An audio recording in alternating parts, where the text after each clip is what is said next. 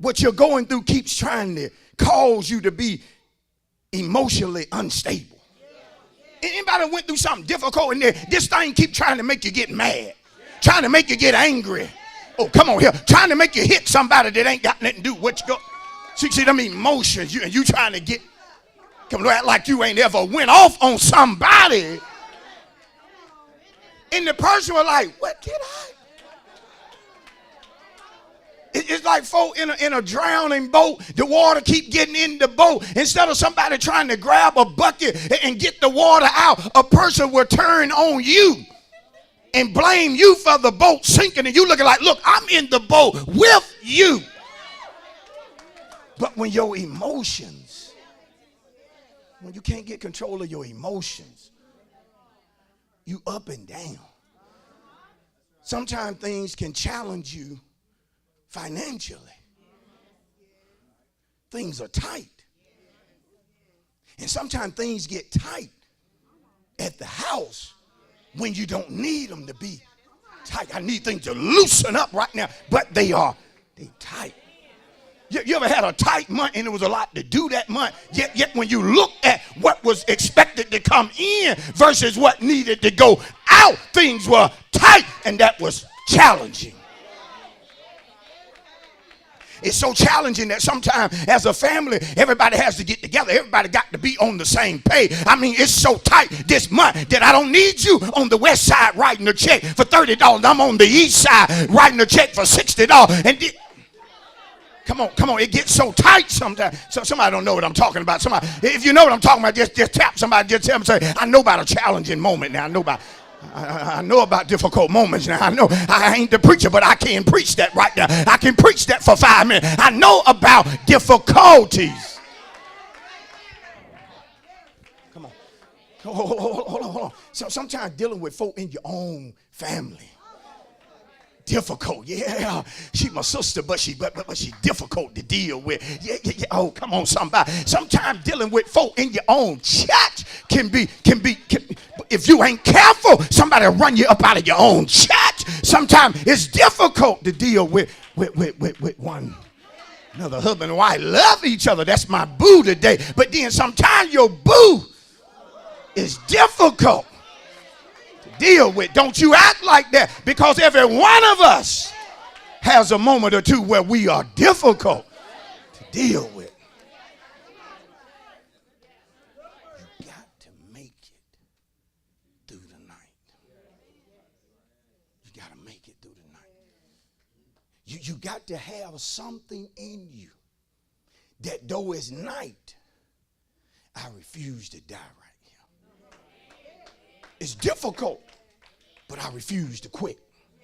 I refuse to give up on the marriage because God showed me that the marriage was going to be better than this. God showed me that through my marriage I was going to help other people. And so it's a difficult moment in the marriage, but I can't die here. I've got to somehow strengthen myself. I got to somehow preach to myself. I got to somehow encourage myself that I got to make it through. Oh, good God, I wish I had about 50 folk that would jump right now and give God a praise, because you know you got to make it through this night season. Oh, just give God a big praise right now. Come on, praise him right now.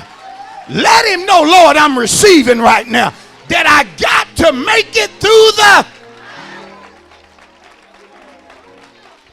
Be seated. Can I deal with that? Can I deal with thieves?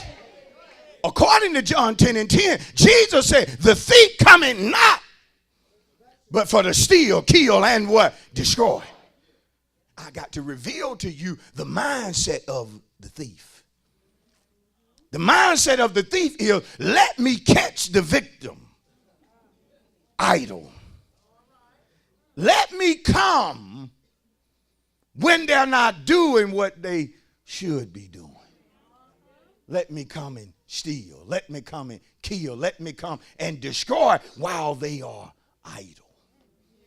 It also represents that the thief desires to come when you are unaware of him.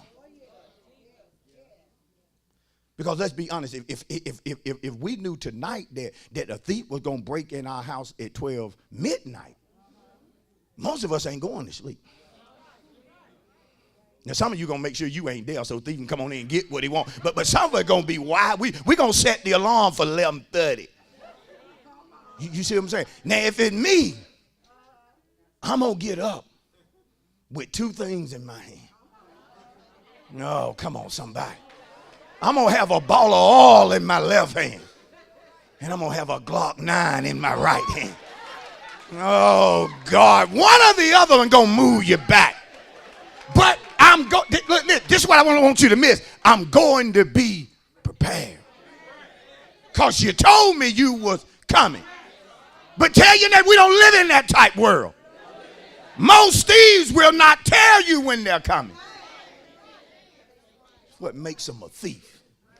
Coming when you are idle, coming when you are unaware, and coming when you are sleeping.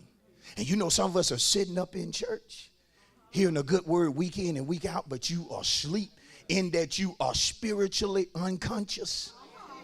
You are not aware of what God is saying through your prophet. And though your natural eyes are open, your spiritual eyes are shut. And you're sleeping at the wrong time. You're sleeping and the thief is right outside. Tap somebody and say, God trying to wake you up. It's at night that I have to guard my heart. It's at night that I have to be focused, that I've got to make it through this season. You have to, especially in the night, guard your heart, because what you allow to get in your heart will determine your attitude. You can't let into your heart that the night is going to last forever. You can't get that in your heart. You can't let a thought get in your mind that the way it is the way it's always going to be, and it is the way God has ordained for it to be. The devil is a liar. You got to have word that says to you that yes, it's a night season, but it ain't going to last always. That's the reason I got to guard my mind. I got to guard the company that I keep. I got to watch what I allow folk to say to me that gets in my heart that I don't need it in my heart. Listen, when you're in a night season, you don't need to hang with negative or pessimistic people. Tell your neighbor, be careful of that. I don't need to, when I'm in a night season, I don't need to be hanging around somebody that every time I say something good, they coming back with something negative. Some of us, everybody that we just by hanging with, they're pessimistic. And you're wondering why you are pessimistic, why you're sad. You got to guard your heart, what you allow to get into you. Do y'all hear me? When it rains, it pours. Why is that in your heart? Where'd that come from? I'm telling you, Pat, you say you want to, but when it rain, it pour. But see, you saying that from a negative sense. You do realize that rain calls things to be fertile. You do realize that rain causes things to produce, to come forth. Not all rain is bad. Sometimes we need the rain. Nothing good ever happened for me. How that get in there? How that get in there? Don't nobody, and then my favorite one when folk going through their night season done allowed the wrong stuff to get in their heart. Don't nobody love me. You ever had somebody say that to you, you won't just slap them in the mouth? Don't love you, huh? Did such and such favor, but don't love you, right? You ever had somebody try to play that old trip on you? You got to fight to keep depression out of your heart. Tell your neighbor, sometimes that simply means you got to fight to smile and not look pitiful. Some of us having a hard time anymore. We just said, no.